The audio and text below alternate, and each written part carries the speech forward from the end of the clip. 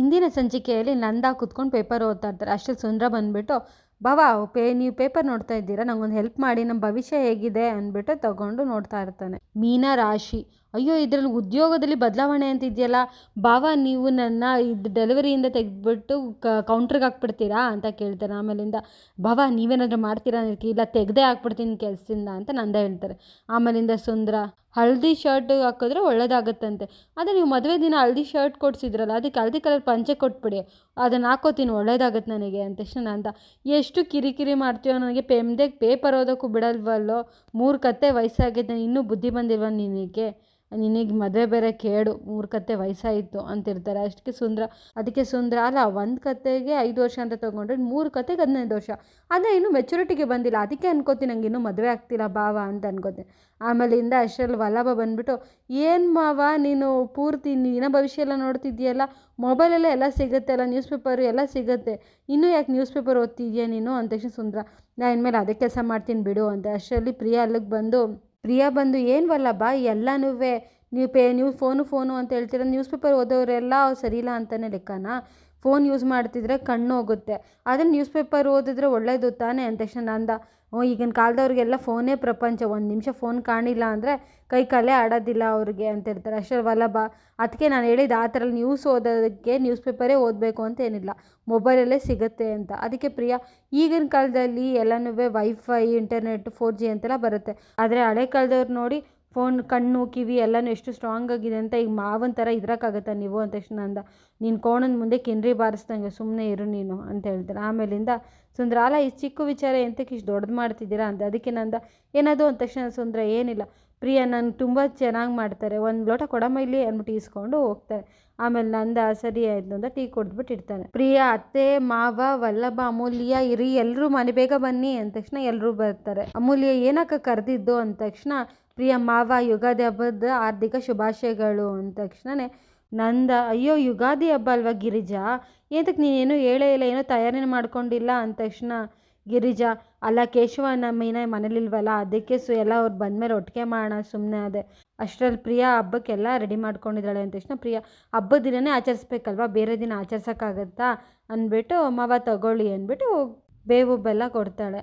ಅಮೂಲ್ಯ ಆಮೇಲೆ ಬರೀ ಬೆಲ್ಲ ಅಷ್ಟೇ ತೊಗೋತಾಳೆ. ಏನು ಬರೀ ಬೆಲ್ಲ ಅಷ್ಟೇ ತೊಗೋತಿದ್ಯಾ, ಬೇವು ತಗೋ ಅಂದ ತಕ್ಷಣ ಅಮೂಲ್ಯ, ಇಲ್ಲ ನನಗೆ ಬೆಲ್ಲ ಸ್ವೀಟ್ ಆಗಿದೆ ಅಲ್ಲ, ಬೇವು ಕಹಿಯಾಗಿದೆ ಅಂದ ತಕ್ಷಣ ಪ್ರಿಯಾ, ಹಂಗಂತಲ್ಲ ಯಾವತ್ತೂ ಅಷ್ಟೇ ದೇವ್ರ ಹತ್ರ ಕಷ್ಟ ಸುಖ ಸಂಭ ಕೊಡು ಅಂತ ಕೇಳ್ಕೊಳ್ಳೋ ಲೆಕ್ಕ ಅದು ಅಂದ ತಕ್ಷಣ ವಲ್ಲಭ, ನೀವು ಬೇವು ಬೆಲ್ಲ ಕಾನ್ಸೆಪ್ಟನ್ನ ಅರ್ಥ ಮಾಡ್ಕೊಂಡಿದ್ದೀನಿ ಅಷ್ಟೇ ಅನಿಸುತ್ತೆ. ಪ್ರಿಯಾ ಅದಕ್ಕೆ, ಏನದು ನಾನು ಅರ್ಥ ಮಾಡ್ಕೊಂಡಿದ್ದೀನ ಅಂದ ತಕ್ಷಣ ವಲ್ಲಭ, ಆ ಥರ ಅಲ್ಲ, ಬೇವು ಅಂದರೆ ಜೀವನದಲ್ಲಿ ಬರೋ ಕಷ್ಟಗಳಿಗೆ ಎಲ್ಲದಕ್ಕೂ ಎದುರುಕೊಳ್ದೆ, ಸಿಹಿ ಅಂದರೆ ಬೆಲ್ಲ, ಬರೋ ಸುಖನ ನೆಮ್ಮದಿಯಾಗಿ ಆರಾಮಾಗಿ ಆಚರಿಸ್ಬೇಕು ಅಂತ, ಎರಡೂ ಆರಾಮಾಗಿ ಮೆಟಫರ್ ಅದಕ್ಕೆ ಅದು. ಈಗ ನೋಡಿ, ಅದು ಅಲ್ಲದೆ ಬೇವು ಬೆಲ್ಲದಿಂದ ಎಷ್ಟೊಂದು ಬೆನಿಫಿಟ್ಸ್ ಇದೆ ಗೊತ್ತಾ. ಅದಕ್ಕೆ ಬೇವು ತಿನ್ನೋದ್ರಿಂದ ಅಷ್ಟೇ ಡಿಟಾಕ್ಸ್ ಮಾಡುತ್ತೆ, ಬಾಡಿ ಕೂಲಾಗಿರುತ್ತೆ, ಬೆಲ್ಲ ತಿನ್ನೋದ್ರಿಂದ ಜೀರ್ಣಶಕ್ತಿ ಆರಾಮಾಗಿರುತ್ತೆ, ಒಟ್ಟಿಗೆ ತಿಂದರೆ ಬ್ಯಾಡ್ ಬ್ಯಾಕ್ಟೀರಿಯಾಸ್ ಎಲ್ಲ ಡಿಟಾಕ್ಸ್ ಆಗುತ್ತೆ, ಅದಕ್ಕೆ ಒಟ್ಟಿಗೆ ತಿನ್ನಬೇಕು ಅಂತ ಹೇಳ್ತಾರೆ. ಅಂತ ಹೇಳ್ಬಿಟ್ಟು ಕರಿಬೇಕು, ಬೇವು ಬೆಲ್ಲ ಎರಡೂ ಮಿಕ್ಸ್ ಮಾಡ್ಕೊಂಡು ತಿಂದು ಸಾಯಿ ಅಂದ ತಕ್ಷಣ ಅಮೂಲ್ಯ ಎರಡೂ ಎತ್ಕೊಂಡು ತಿಂತಾಳೆ. ಗಿರಿಜಾ ಆಮೇಲೆ, ಅಮ್ಮು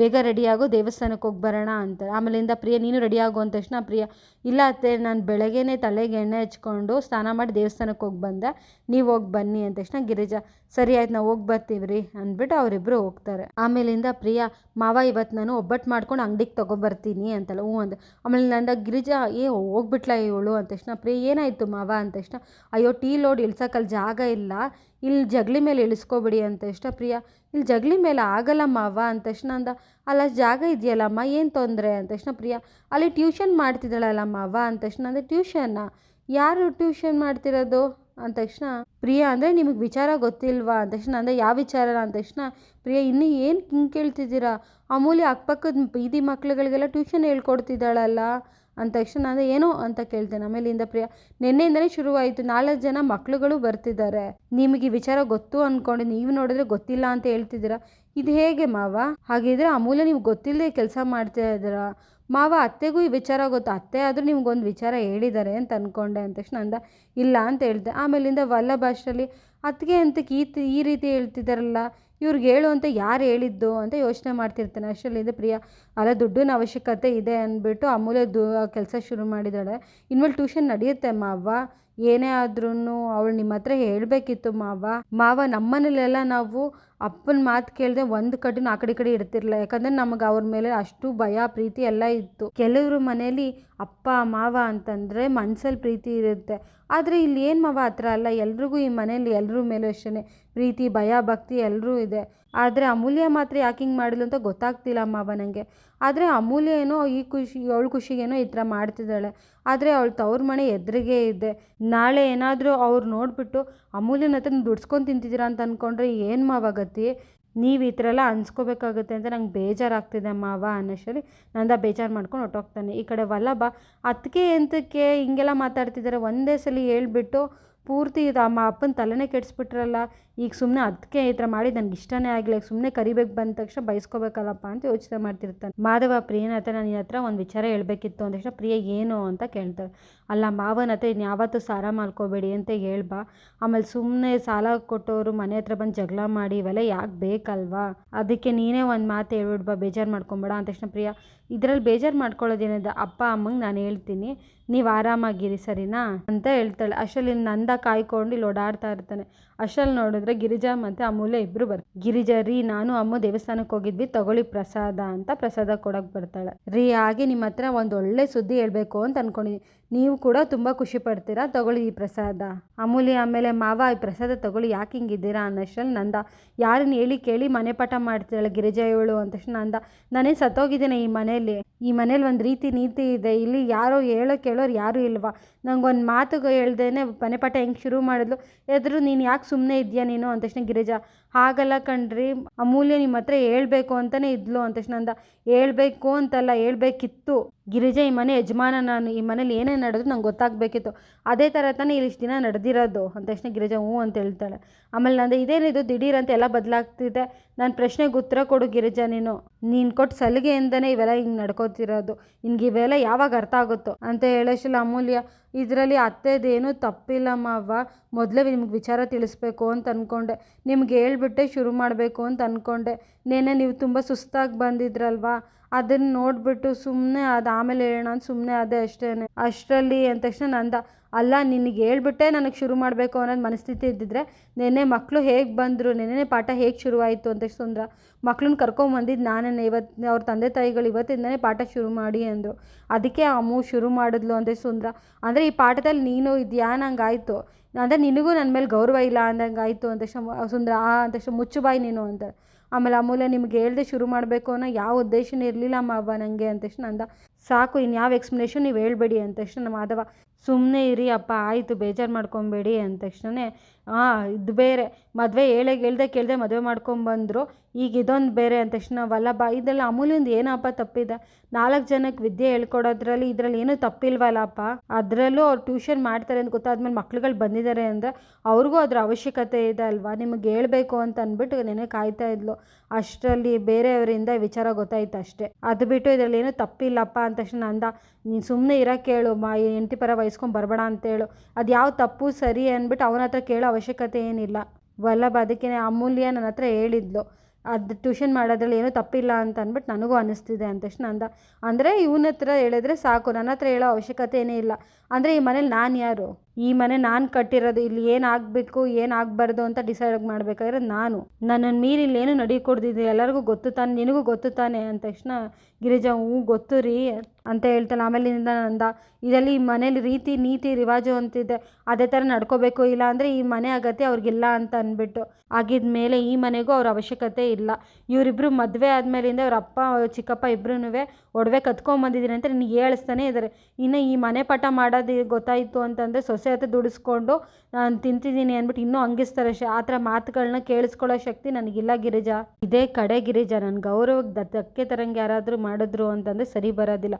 ನೀನು ಅಷ್ಟೇ, ಯಾರಿಗೆ ಎಷ್ಟೇ ಲೂಸ್ ಕೊಡಬೇಕು ಅಷ್ಟೇ ಕೊಡಬೇಕು, ತಲೆ ಮೇಲೆ ಯಾರೋ ಕೂಡ್ಸ್ಕೊಬೇಡ ಗೊತ್ತಾಯ್ತಾ ಅಂತ ಹೇಳ್ಬಿಟ್ಟು ಹೋಗ್ತಾಳೆ. ಆಮೇಲೆ ಅಮೂಲ್ಯ ಅಳ್ತಾ ನಿಂತ್ಕೊಂಡಿರ್ತಾಳೆ. ಗಿರಿಜಾ ಅಮ್ಮು ನೀನು ಅಳ್ಬೇಡಮ್ಮ ಸಮಾಧಾನ ಮಾಡ್ಕೊ ಅಂತ ಸಮಾಧಾನ ಮಾಡ್ತಾ ಇರ್ತಾಳೆ. ಗಿರಿಜಾ ಮತ್ತು ಸುಂದ್ರ ಇಬ್ರು ಅಮೂಲ್ಯನ ಸಮಾಧಾನ ಮಾಡ್ತಿರ್ತಾರೆ. ಈಗ ನೋಡು ಬಾಬಾ ಬೈದಿರೋದಕ್ಕೆ ನಮಗೆ ಬೇಜಾರು ಬೇಜಾರಾಗಿದೆ, ನೀನು ಹತ್ತು ಸುಮ್ಮನೆ ನಮ್ಗೆ ಬೇಜಾರು ಮಾಡ್ಕೊಬೇಡ ಅಂದ್ಬಿಟ್ಟು ಸುಂದ್ರ, ಇಲ್ಲ ಅಕ್ಕ ಭಾವ ಇವತ್ತು ತುಂಬ ವಿಪರೀತವಾಗಿ ಬೈದ್ಬಿಟ್ರು. ಅಮ್ಮು ಏನು ತಪ್ಪು ಮಾಡಿದ್ಲು ಅಂದ ತಕ್ಷಣ ಅಮೂಲ್ಯ, ಇಲ್ಲ ನಾನು ಏನಾದರೂ ಮಾಡಿಬಿಟ್ಟು ನೆನ್ನೆನೇ ವಿಚಾರ ಹೇಳ್ಬೇಕಿತ್ತು ಅತ್ತೆ, ಇವಾಗ ನೋಡಿ ನನ್ನಿಂದ ನೀವು ಬೈಸ್ಕೊಳಂಗಾಯ್ತು, ಸಾರಿ ಅತ್ತೆ ಅಂದ ತಕ್ಷಣ ಗಿರಿಜಾ, ನೀನು ಯಾಕಮ್ಮ ಸಾರಿ ಎಲ್ಲ ಕೇಳ್ತೀಯ, ನಿಮ್ಮ ಮಾವ ಹಾಗೆ ಅಮ್ಮು ಒಂದೊಂದು ಸರಿ ತೀರ ಸುತ್ತು ಮಾಡ್ಕೋತಾರೆ ಕಣೆ, ಹೋಗ್ಲಿ ಬಿಡು ನೀನು ಸಮಾಧಾನ ಮಾಡ್ಕೊ, ಅಳ್ಬೇಡ ಅಂದ ತಕ್ಷಣ ಅಮ್ಮು ಸಾರಿ ಚಿಕ್ಕಪ್ಪ ಅಂದ ತಕ್ಷಣ ಸುಂದ್ರ, ಇರಲಿ ಬಿಡು ಮಗಳೇ, ಇದೇನು ಹೊಸ್ತ, ನನಗೆ ಭಾವಂಗೆ ಕೋಪ ಬಂದಾಗೆಲ್ಲ ನಾನು ಬೈತಾನೆ ಇರ್ತಾರೆ, ಅದೇನು ಮಾಮೂಲಿ ಇದೆ ಅಲ್ವಾ. ಅಮೂಲ್ಯ ಪಾಪ ಅತ್ತೆ ಮಕ್ಕಳು ಇವತ್ತು ಸಾಯಂಕಾಲ ಬೇರೆ ಟ್ಯೂಷನ್ಗೆ ಬರ್ತಾರೆ, ಯಾವ ಬಾಯಿಲಿ ಹೇಳಿ ಟ್ಯೂಷನ್ ಇಲ್ಲ ಅಂದ್ಬಿಟ್ಟು ಒಂದು ಸುಂದ್ರ, ನಾನು ನೋಡ್ಕೋತೀನಿ ಬಿಡು, ನೀನೇನು ತಲೆ ಕೆಡಿಸ್ಕೋಬೇಡ ಅಮ್ಮು ಅಂದ ತಕ್ಷಣ ಗಿರಿಜಾ, ಒಂದ್ಸಲಿ ಬೇಡ ಅಂತ ನಿಮ್ಮ ಮಾವ ಹೇಳಿದ್ಮೇಲೆ ಅಷ್ಟೇ ಅಮ್ಮು, ಜಪ್ಪಯ್ಯ ಅಂದರು ಅವ್ರ ನಿರ್ಧಾರ ಬದಲಾಯಿಸ್ಕೊಳ್ಳಲ್ಲ, ನೀನು ಮಕ್ಕಳಿಗೆ ಪಾಠ ಹೇಳೋ ಕನಸನ್ನ ಮರ್ತು ಬಿಡಬೇಕು ಗಿರಿಜಾ ಅಂದ ತಕ್ಷಣ ಅಮೂಲ್ಯ, ಅಲ್ಲ ಈ ಟ್ಯೂಷನ್ ವಿಚಾರ ಯಾರು ಹೇಳಿದ್ದು ಅತ್ತೆ ಮಾವಂಗೆ ಅಂದ ತಕ್ಷಣ ಅಲ್ಲಿಗೆ ಪ್ರಿಯಾ ಬಂದು ಅತ್ತೆ ಅಂತ ಕರೀತಾಳೆ. ಆಮೇಲೆ ಗಿರಿಜಾ ಏನಮ್ಮ ಅಂದ ತಕ್ಷಣ, ಅತ್ತೆ ನಾನು ಅಪ್ಪ ಅಮ್ಮ ನೋಡಬೇಕು ಅನಿಸಿದ್ರೆ ಮನೆಗೆ ಹೋಗಿ ಬರಲ್ಲ ಅಂದ ತಕ್ಷಣ ಗಿರಿಜಾ, ಧಾರಾಳವಾಗಿ ಹೋಗಿ ಬಮ್ಮ, ಹಾಗೆ ಪ್ರಿಯಾ ನಿನ್ಗೆ ಅವ್ರ ಜೊತೆ ಇರಬೇಕು ಅನ್ಸಿದ್ರೆ 1-2 ದಿನ ಇದ್ಬಿಟ್ಟು ಬಾ ಪರವಾಗಿಲ್ಲ ಅಂದ ತಕ್ಷಣ ಪ್ರಿಯಾ, ಅಯ್ಯೋ ಅತ್ತೆ ಇಲ್ಲಿ ಅಲ್ಲೇ ಉಳ್ಕೊಬಿಟ್ರೆ ಇಲ್ಲಿ ಕೆಲಸ ಎಲ್ಲ ಯಾರು ಮಾಡ್ತಾರೆ, ಹಾಗೆಲ್ಲ ಏನಾಯ್ತು ಹೋಗ್ಬಿಟ್ಟು ಅವ್ರನ್ನ ಮಾತಾಡಿಸ್ಕೊಂಡು ವಾಪಸ್ ಬರ್ತೀನಿ ಸರಿನಾ ಅಂತಲ್ಲ. ಆಮೇಲೆ ಗಿರಿಜಾ, ಸರಿ ಆಯಿತು ನಿನ್ನಿಷ್ಟ ಅಂತ ಹೇಳಿದ್ಮೇಲೆ ಪ್ರಿಯಾ, ಅಮ್ಮು ಮಾವ ಹೇಳಿದ ಸರಿನೇ ಅಲ್ವಾ, ನೀನೇನೋ ಖುಷಿಗೆ ಪಾಠ ಮಾಡ್ತೀಯ, ಆದರೆ ನಿಮ್ಮ ಅಪ್ಪ ಅಮ್ಮನ ದೃಷ್ಟಿಯಲ್ಲಿ ಮಾವ ದುಡ್ಸ್ಕೊಂಡು ತಿಂತಿದ್ದಾರೆ ಅಂತ ಅನ್ಕೋತಾರಲ್ವಾ, ಈಗ ನೋಡು ನಿಮಗೆಲ್ಲ ಮಾವಂಗ ಬಗ್ಗೆ ಚೆನ್ನಾಗಿ ಗೊತ್ತಲ್ವಾ, ಬೇಜಾರು ಮಾಡ್ಕೊಬೇಡ ಅಂತ ಹೇಳ್ಬಿಟ್ಟು, ಸರಿ ಅತ್ತೆ ನಾನು ಹೋಗಿ ಬರ್ತೀನಿ ಅಂತ ಅಂದ್ಬಿಟ್ಟು ಹೋಗ್ತಾಳೆ. ಆಮೇಲೆ ಗಿರಿಜಾ ಅಮೂಲ್ಯಂಗೆ ಸಮಾಧಾನ ಮಾಡ್ತಾರೆ. ಈ ಕಡೆ ವಲ್ಲಭ ನಿಂತ್ಕೊಂಡು ಯೋಚನೆ ಮಾಡ್ತಾ ನಿಂತಿರ್ತಾನೆ. ಅಷ್ಟರಲ್ಲಿ ಸುಂದ್ರ ಅಲ್ಲಿಗೆ ಬಂದು, ಅಳಿಮಯ್ಯ ನೀನು ಯಾಕೆ ಇಲ್ಲಿ ನಿಂತಿದ್ಯಾ, ಪಾಪ ಕಣೋ ಅಮ್ಮು, 4 ಜನ ಮಕ್ಳುಗಳು ಬರ್ತಾರೆ, ಟ್ಯೂಷನ್ ಮಾಡ್ಬಂದು ಖುಷಿಯಾಗಿದ್ಲು, ಎಲ್ಲ ಹಾಳಾಗೋಯ್ತು, ಅಳ್ತಾ ಕೂತಿದ್ದಾಳೆ, ಹೋಗಿ ಸಮಾಧಾನ ಮಾಡೋಗು, ನೀನು ತಾನೇ ಮಾಡಬೇಕು ಅಂದ ತಕ್ಷಣ ವಲ್ಲಭ, ಈ ವಜ್ರಮುನಿಗೆ ಏನಾಯಿತು, ಅಮೂಲ್ಯ ಹೇಳ್ದೆ ಟ್ಯೂಷನ್ ಸ್ಟಾರ್ಟ್ ಮಾಡಿರೋ ತಪ್ಪೆ, ಆದರೆ ಇವತ್ತೇ ಹೇಳ್ತಿದ್ಲು, ಹೇಳ್ಬೇಡ್ದು ಅಂತ ಏನೂ ಇರಲಿಲ್ಲ, ಆದರೆ ಇಷ್ಟೆಲ್ಲ ಮಾತುಗಳು ಬೇಕಿತ್ತ ಅಂತ ಹೇಳಿದಾಗ ಸುಂದರ, ಭಾವನ ಬಗ್ಗೆ ಗೊತ್ತಲ್ವಾ, ಅವ್ರು ಸಿಟ್ಟು ಬಂದರೆ ಮುಗ್ದೈತೆ, ಎದುರುಗಡೆ ಏನು ಮಾಡಿದ್ರು ಅದು ತಪ್ಪೆ ಅಂದ ತಕ್ಷಣ ವಲ್ಲಭ, ಆದರೂ ಇದು ಅನ್ಯಾಯ ಮಾವ, ಅಮೂಲ್ಯ ಏನು ಕೆಟ್ಟ ಕೆಲಸ ಮಾಡ್ತಿದ್ಲ, ವಿದ್ಯೆ ಹೇಳ್ಕೊಡೋದು ಪುಣ್ಯದ ಕೆಲಸ ಅಂತ ಅಪ್ಪನೇ ಹೇಳ್ತಿದ್ರು, ಈಗ ಯಾಕೆ ನ್ಯಾಯ ನೀತಿ ಅಂತ ಬರೀ ಬಾಯಲ್ಲಿ ಅಷ್ಟೇ ಸೀಮಿತಾನೆ.